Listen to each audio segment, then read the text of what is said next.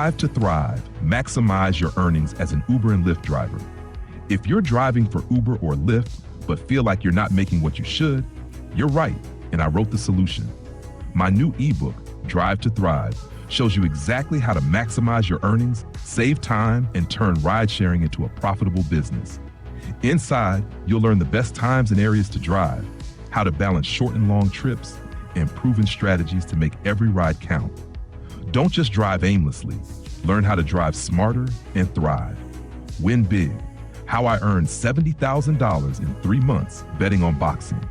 Most people think sports betting is all about luck, but the truth is, it's about strategy. In my new ebook, Bet Smart, Win Big, I reveal the exact system I used to make $70,000 in just 3 months betting on boxing. You'll learn how I break down fighters, spot profitable matchups, and manage my bankroll so the wins stack up while avoiding the traps that cost other bettors thousands. If you're ready to stop guessing and start winning, grab your copy today. Both of my ebooks are now available on Amazon Kindle. Hey, what's up, you guys? In this video, I want to talk about the 5 different whole phases that women go through. By now, most guys have realized that girls go through whole phases. They don't just stay in that phase forever. Once a hoe, always a hoe. Maybe, but she won't always be as active. The first phase is called recovery hoe.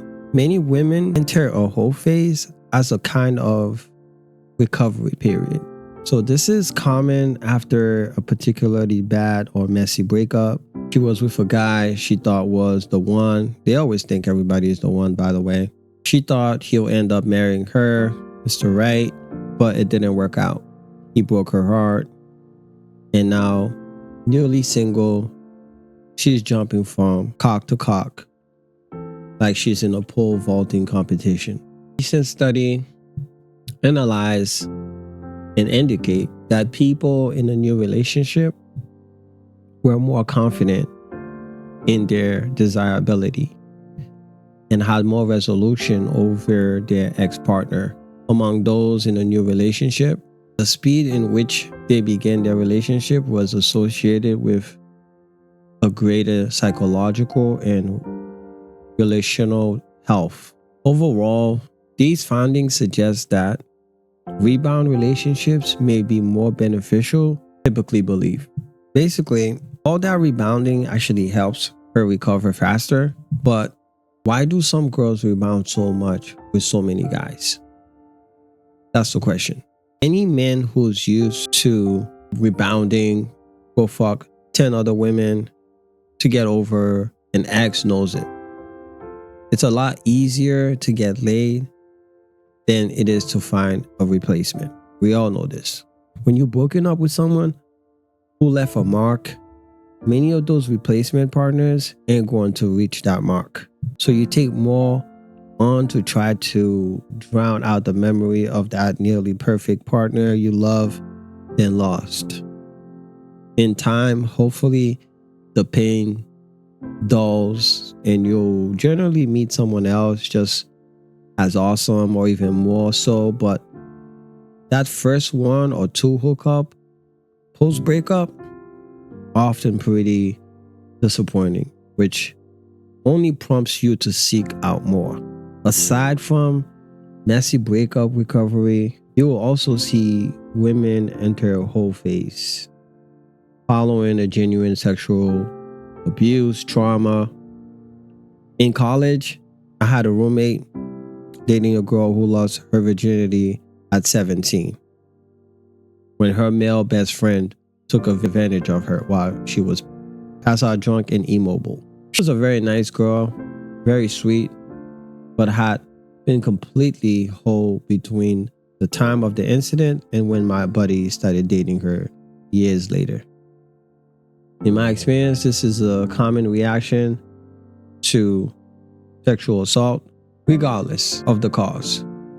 You will know a girl in a recovery whole phase. She talks about some kind of sexual assault she experienced and clearly still waits on her as well. She behaves in a clearly loose, sexual, slutty way and goes to bed easily with you and other men. The second phase is the sexual awakening whole phase. At some point, many women undergo a process we describe as sexual awakening. During this process, a woman's mindset shifts from viewing sex as something mysterious, icky, and awkward into something exciting, self-affirming, and pleasurable. Most awakening happens gradually, then suddenly.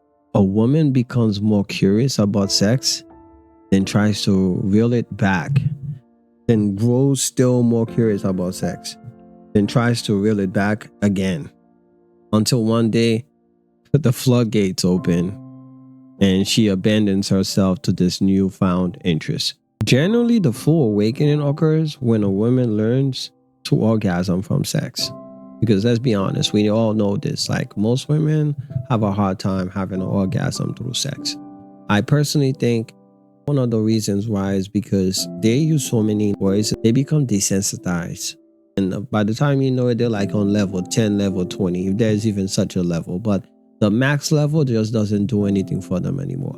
And this is things that I know that women has literally said to me personally. That said, it can happen earlier.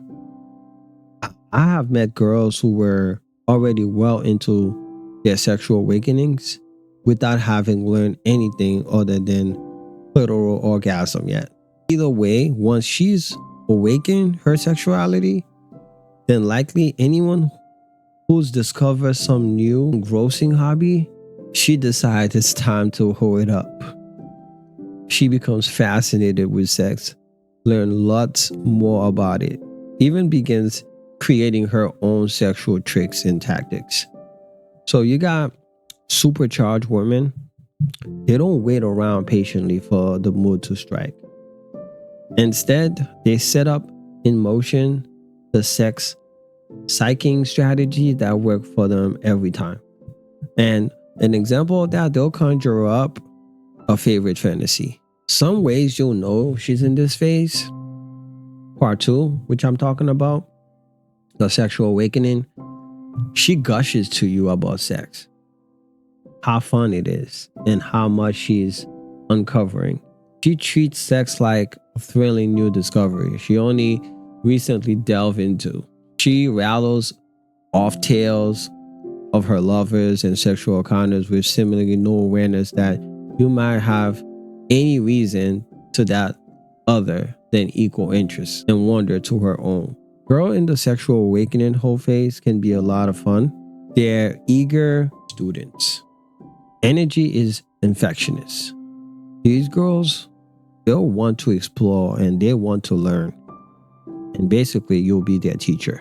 Once she's simple enough of sex and realize most random men she hooks up with are actually pretty bad at it, the sheen starts to come off and she eases out of this phase. Number 3 phase is they like a kid in a candy store. Whole phase, okay? So the kid in the candy store whole phase is a whole phase unlockable to any girl who enters a new environment filled with an abundance of men. They go to college and you know there's all these men in college. They go crazy because there's an abundant amount of men. She finds sexually attractive and combined with a large degree of anonymity. No repercussions for her hooking up. A girl who arrives freshman year in a university filled with mature guys, sophomores, juniors, seniors. She doesn't know anyone yet, and she's free to partake on these major 1921 guys with no harm to her non-existent reputation. A girl who arrives at a vacation destination, if there aren't many singles, she signs up for a surf class, ski class, snorkeling class, etc. The tour guide is a sexy guy. Typically, girl who catch the travel bug will travel around to a lot of destinations to indulge in sexy vacation guy escapades. Like, you know, even if they keep it tamed back home.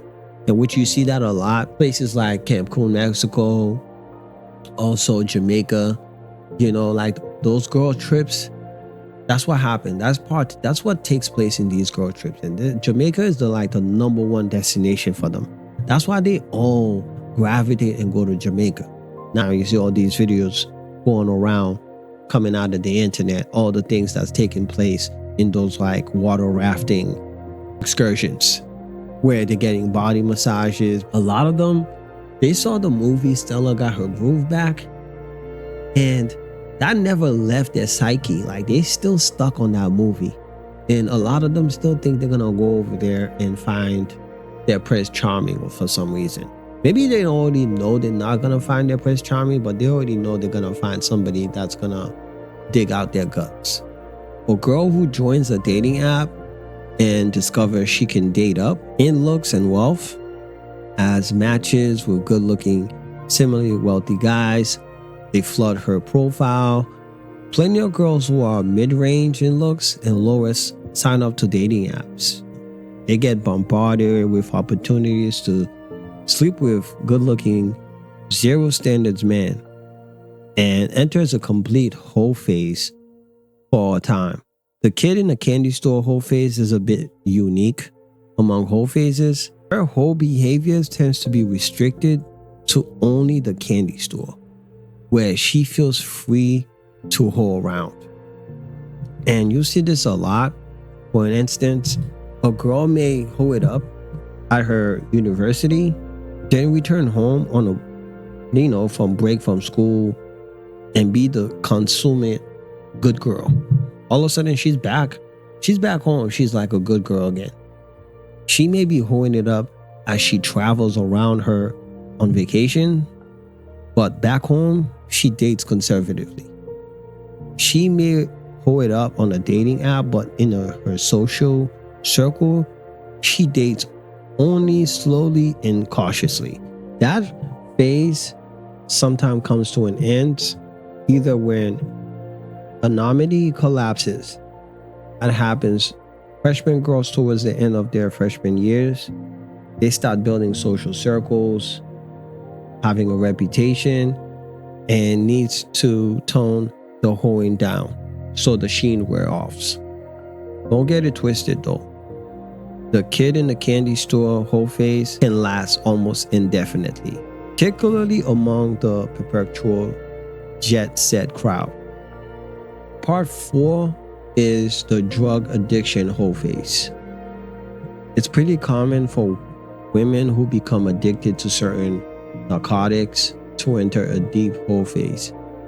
People who knew such a girl prior to addiction often comment that she was never like that before. Once a woman reaches the point where she's really taking a substance to get high, she's more or less left reputation concerns behind her. Taking addictive drugs rewires the brain to prioritize dopamine instead.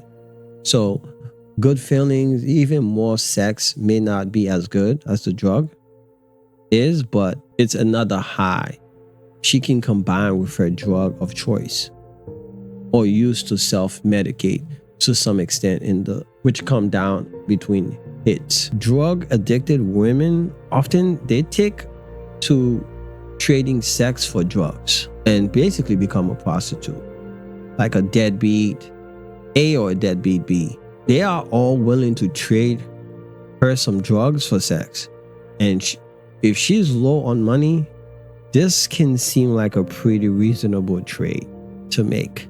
So basically, the more drug addicted she is and the harder the substance she is addicted to, the deeper in the drug addict hoe phase she'll likely be.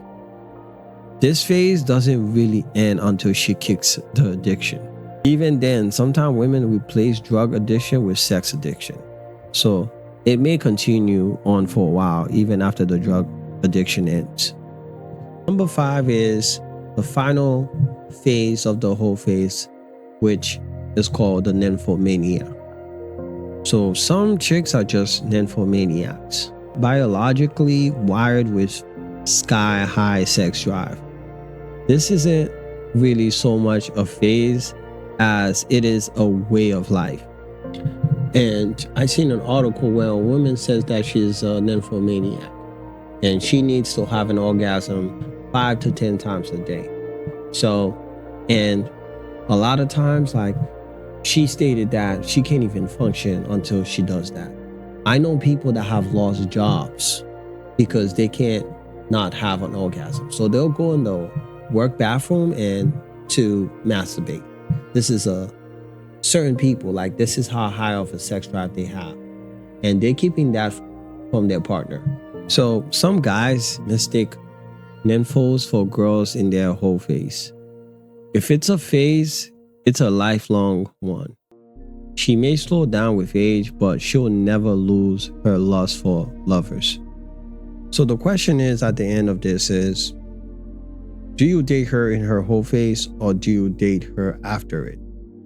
And just like the phrase say, you can turn a hoe into a housewife. I have known men who tried to nail down girls into a relationship while the girl was in the midst of her whole phase. It's always a losing battle. Better to just ride the wave. Keep her as a friend with benefits. Enjoy her for what she is and relax as she jumps from guys to guys. If you prefer not to share, then make your peace with giving her up and throw her back into the pond and go find another girl, just like her who isn't owing it up. So whether you want to date a reform hoe or not, that's up to you. Some guys are cool with girls who hold it up in the past, while others aren't. If you're not, find a girl who wasn't a hoe. But in 2025, the truth is, the percentage is very low. You gotta go somewhere like in the Middle East, somewhere where they still value traditional family values, whether both parents are in the picture. One place I can think of, like places like Guatemala, Morocco, etc. I'm sure there's more, but you gotta date women from places that still value that traditional value, where both parents still actively present in the kid's life.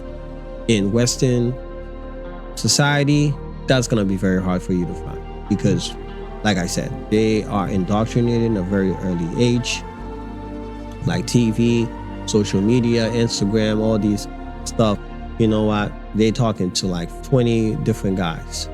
Anyway, that's it for this video. A lot of this information come from girlschase.com. So just thought it was a very interesting topic, and I'll see you in the next one.